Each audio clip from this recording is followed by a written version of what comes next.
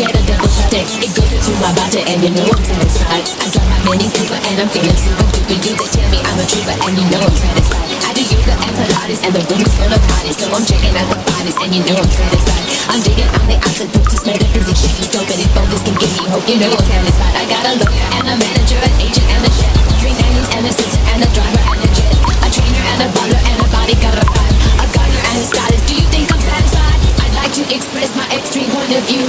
I'm not a Christian and I'm not a Jew. I'm just living out the American dream, and I just realized that nothing is worth